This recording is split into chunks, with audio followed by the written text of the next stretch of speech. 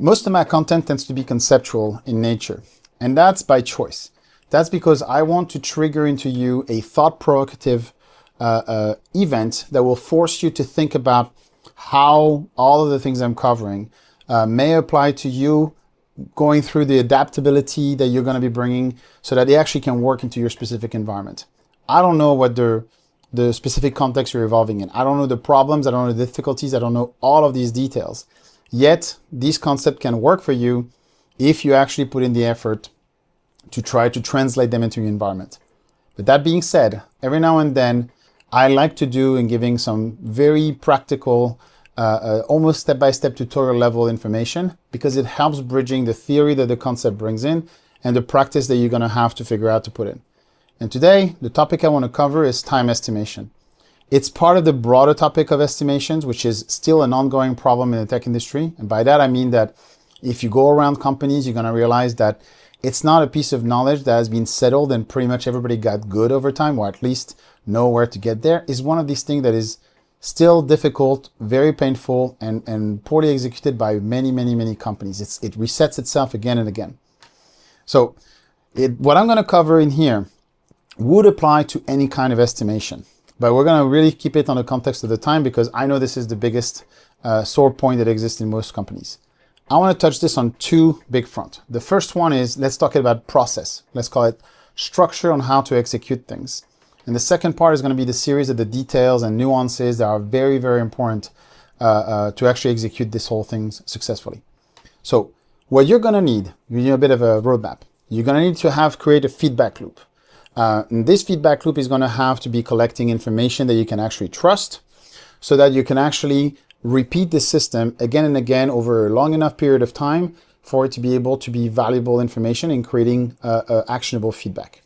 So if I go back into the feedback loop, fundamentally for every chunk of work, this is the feedback loop you're going to want to have. And when I mean any chunk of work, I'm talking about, the smallest tickets, the smallest bugs, something like an epic, or an entire product. This applies to any size of work in any field. And I'm using software examples because they're simple to understand, but that applies to mechanical engineering, that applies to electrical engineering, that applies to system engineering, that applies to absolutely everything. Okay, so the feedback loop starts always with the capture of the work, right? So this is what we will call the scope, okay? So you basically said that I want to be doing that thing, whatever that thing is. And it can be, like I said, it can be an entire new product. It can be a micro bug. It can be a typo fix. It doesn't matter. When you're going to have captured this work, at the early point, you're going to start giving it an estimation. And this estimation of time, we're going to call it TE. This estimation is going to have to be the very best that you can provide. And this is understanding that you already are not good at doing time estimation. And I'll dive in more of this specific topic after, but this is important that we're already going into an understanding that this time estimation is going to be wrong, right? You're not going to get it right. This is why we're doing this entire exercise.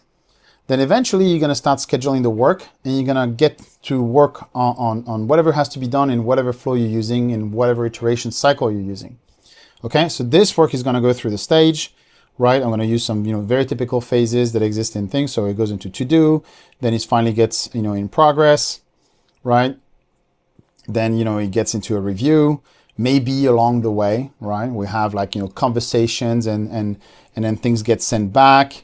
Maybe we have different kind of meeting and realignment of where things are going. So I'm going to mark these little events in here, right? And then maybe we have design conversations, and so we have design files.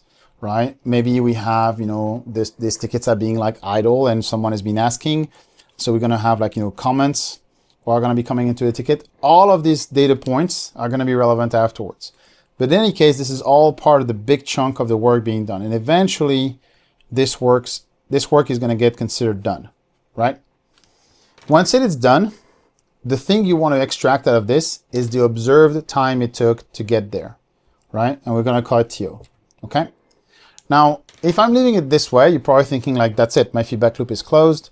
That's all I really need to do. Thank you for the video. That was not very helpful. But that's not really what it is.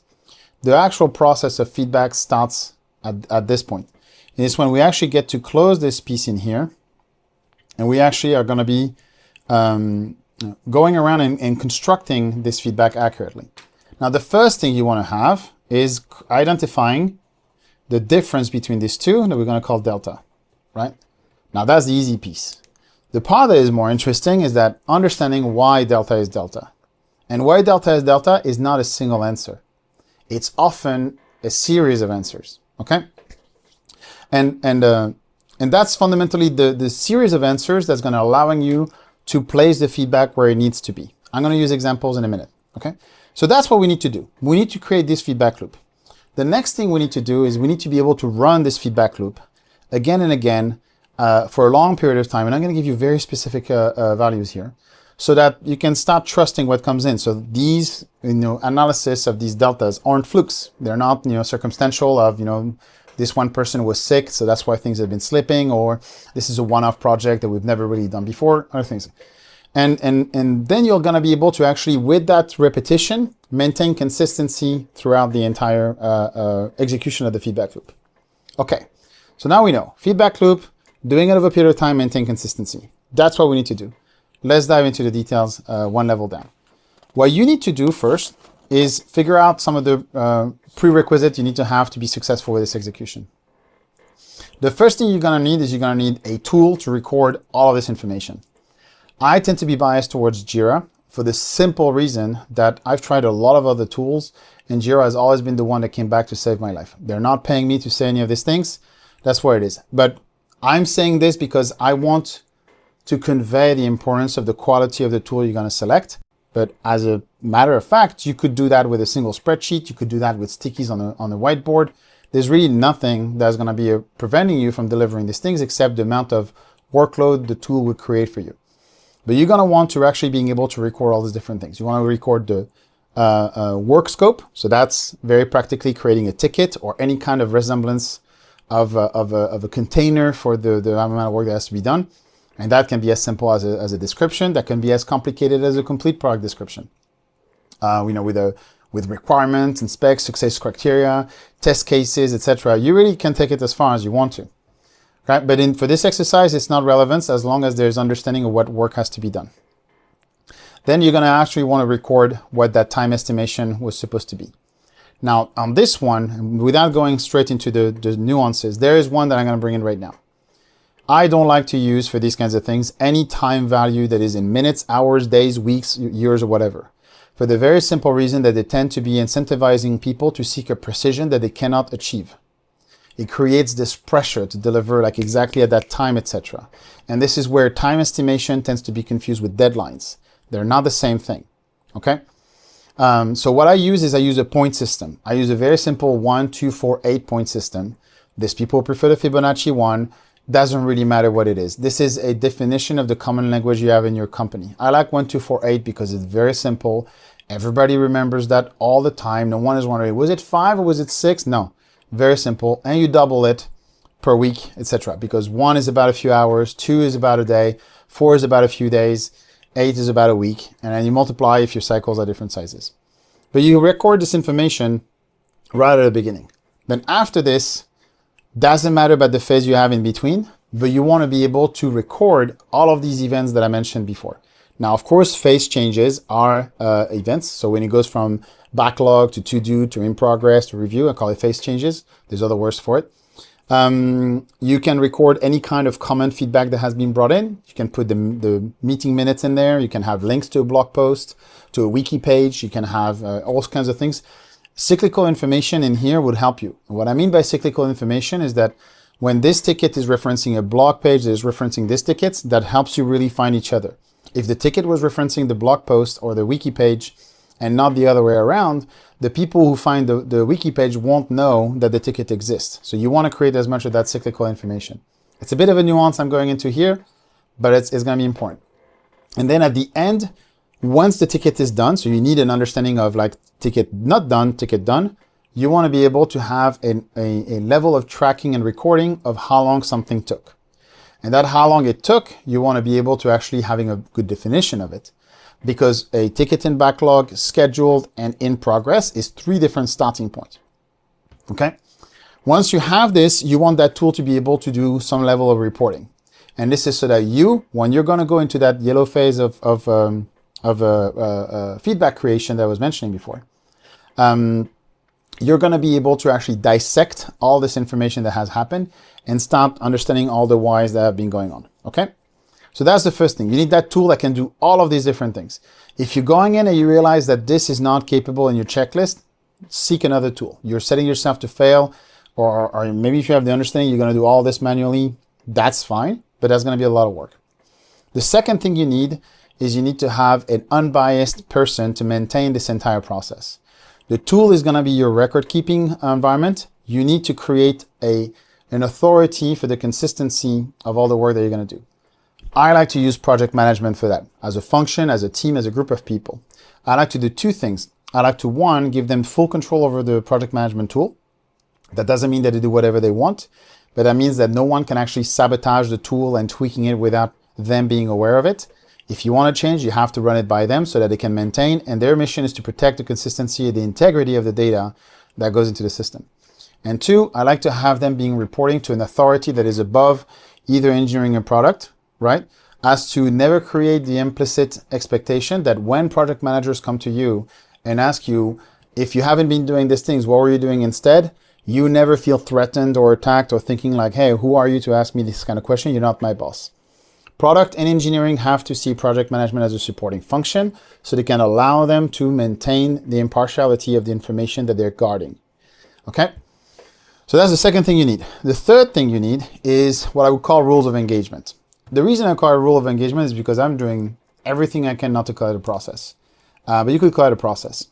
The fundamental thing that is required in here is to have an understanding of schedule and structure. The first thing is going to be like, what are going to be our iteration cycles? Call it them sprints if it's more relatable. Is it going to be 1 week? Is it going to be 2 weeks? Is it going to be 3 weeks? Is it going to be a month? Is it going to be like, whatever it is, it's really not relevant. And the fact that 1 week and 2 weeks are the most common doesn't have to be dictating this is what's going to work for you. So that's the first thing. Then you're going to have like your schedule. When does it start? When does it end? Right? How often do we meet? What do we talk about? When do we actually get to create these events that we want to record into the project management tool? You want to have all these different, what is the dynamic between the teams? How often product and engineering should be meeting and discussing things?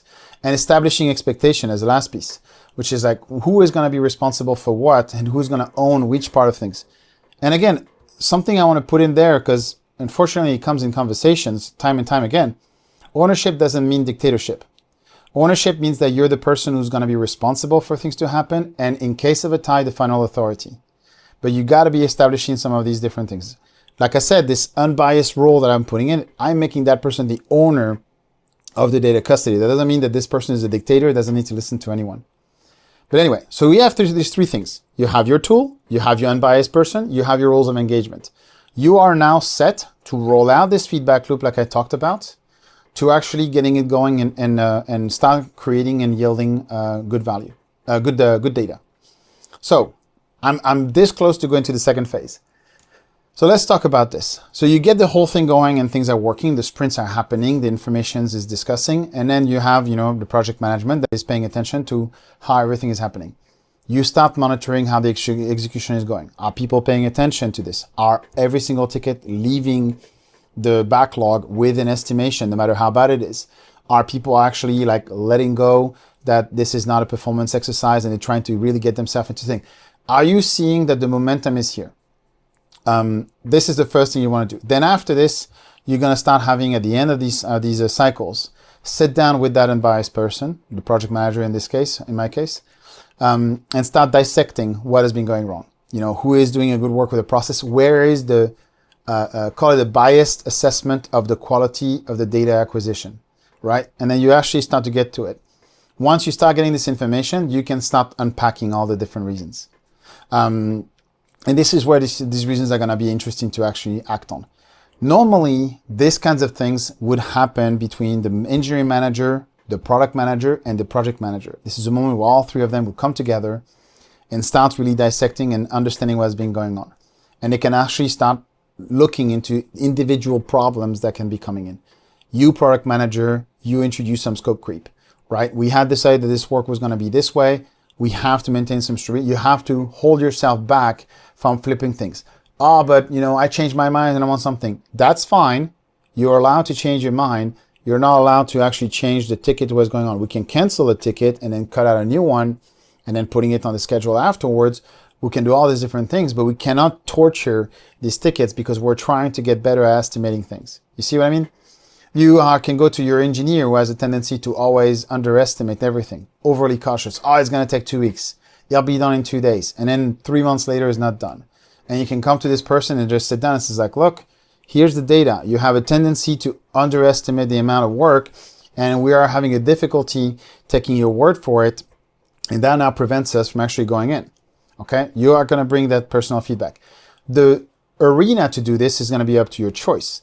If it becomes a severe problem that could create a reaction of the group, maybe you take it as a one-on-one.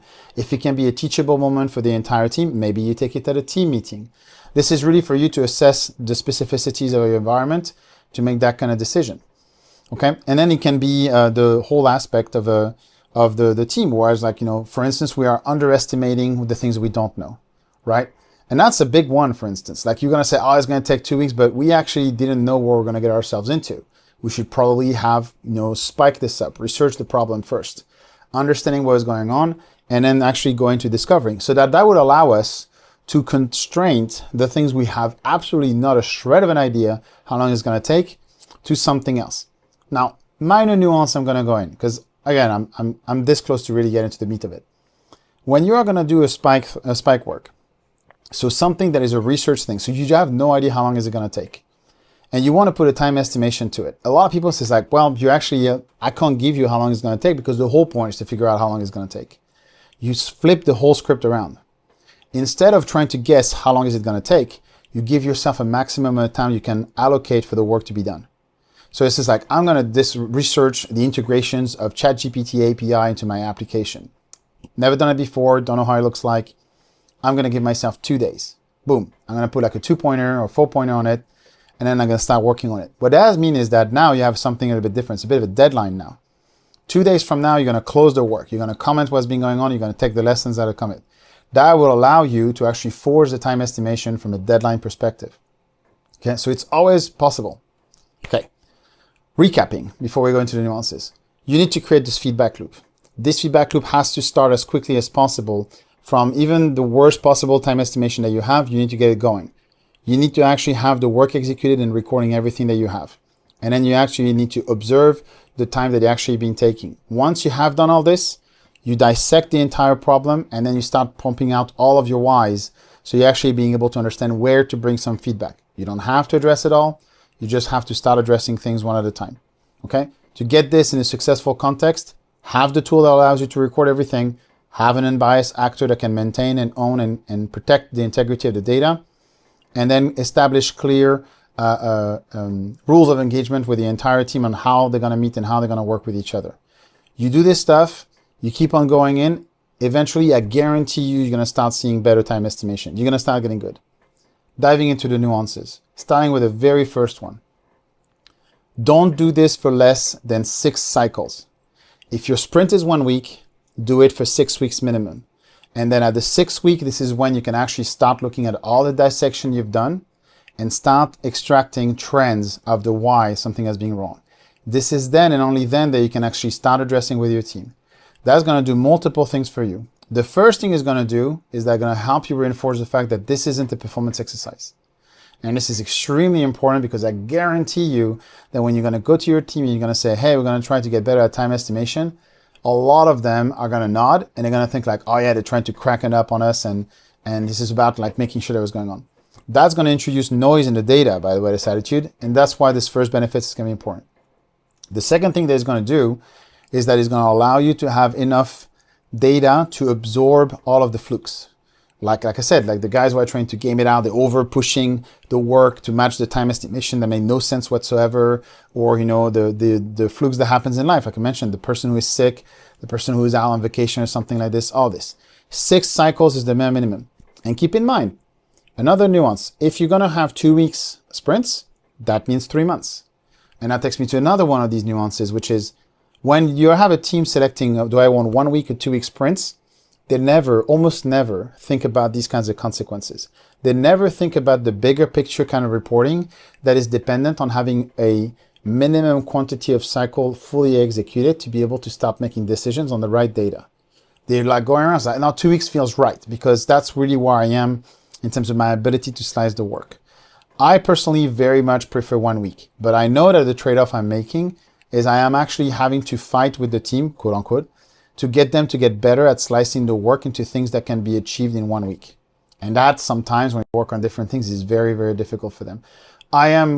There's 99% of the work that you can actually slice in weekly chunks, but you're still gonna have people who are gonna tell you it doesn't work. I'm not going and taking this debate right now, but that's why. That allows me to open this window. 6 weeks as well is really fundamentally for the first time you're doing it. Because once the first 6 weeks has passed, every week after this is going to have 6 weeks, 6 cycles of data behind them. So you're going to have this opportunity. But that doesn't mean that you have to be taking every single one of these following iterations as a moment to bring back the feedback. You can wait for a couple more to pass. You can wait for a month. You can wait and decide really where things are going. This is where you observing how the team responds to the exercise is going to be extremely important to decide how to relay the information and how to pass it on. And this takes me to my next point. When you want to roll out something like this, or any work like that, any kind of bigger processes that goes in, you can keep your big map of all the changes you'd like to have, but you want to laser focusing on one task. You want to take that task and then pass it on to your best team. The one that is the most mature, has the healthiest dynamic, that is the one that does not struggle with the day-to-day tasks you ask of them. You get them to be successful about this, and then you use that as an example to replicate across the entire spectrum. I touched on this. What we're talking about in here is creating a precedent. There's a video I did about the concept of precedents. I touched on this as well, on the whole nature of the roles and where things are going when I mentioned about the unbiased person, and about this nature of how you roll out processes in my book. So if you want to go dive into this whole thing, get this thing and read it, because I want to skip it and stay focused on the time estimation. And last, on the big nuances that goes in. The very important part that I want you to bring in is that at every step of the feedback that you're going to have, you're going to realize that there's a huge amount of human element that comes in the equation. This is fundamentally the biggest reason why companies still struggle to have good time estimation.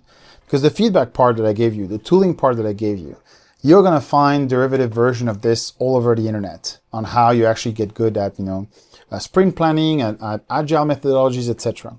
The part that you're not going to really see is what I'm going to cover right now. When you're going to come around and start to ask people to estimate their work, there's a point of pride of being able to actually do it right there and then. When you actually put them on the spot and trying to explain to them the importance of it, there's a point of fear of trying to think that this is a performance exercise. When you actually try to go around and bring the feedback into it as a way of getting them focusing on the time estimation, there's a point of lack of trust in believing that, yeah, but you're laser focusing me on this one thing, but that doesn't make sense because, there's all these other problems that we already have. And this is the biggest thing you have to fight as you roll this stuff in.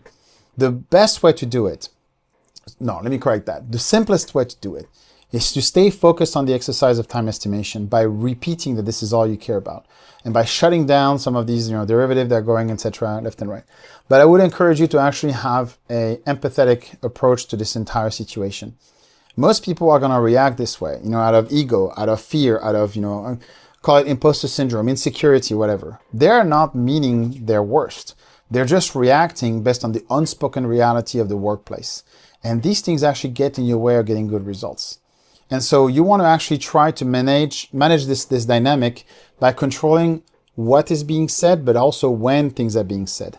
I mentioned that a little bit just a second ago when I covered about the whole 6-week cycles and why you would wait a few weeks to actually have the feedback. I mentioned that as well when I covered on the fact that you would choose how you discuss to the certain feedback and where things are going. Like if it's going to be a private setup or if it's going to be a public arena. All of these different elements are going to be relevant for you to actually pay attention. All of your people are going to be different. Of course, there's cliches and stereotypes about character and personality, but beyond the almost, I want to say, entertaining value for it, it's not really something you can reliably count on.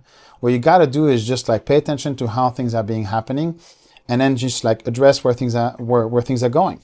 If you have a person who thinks this is just a gigantic ruse to cheat and then introduce performance, time-based performance, for the entire work that has been done, and then go after the tickets who have been like, oversized just as a way of like juking the stats, like, address it as well. Believe me, if you're actually going and doing the report and the analysis I'm talking about correctly, which is sitting down and every single time you see a time difference, you take a minute to review the comments, you take a minute to review the meeting minutes, you take a minute to review the context of the tickets, and then you actually spend sometimes 2 minutes on as to why, and you discuss with the manager of the team, with the product manager of the product, with the project manager of the effort, as to understand why, you're going to start seeing all these things I'm talking about. Of course, you're going to have noise. You're going to have adversarial personalities who don't like each other. Someone who's going to say, this guy is doing this because he's lazy, or this other person is doing that because they're stupid or whatever. There's always noise like this. But if you actually pay attention to the data and give it enough iterations behind this, all of that is erased. And then eventually what is left is good actionable feedback that you have. What you can do with this actionable feedback is start disseminating it with the team. And then you observe if things are actually getting better. Again, I'm quoting my book in here. But this is the part that is very, very important. You do this stuff. You create this feedback loop. You give yourself the content that protects the data. You repeat this stuff for long enough that it's actually going to become relevant. And then you pay attention to the human factor. I guarantee you that you and your team are going to get good at time estimations.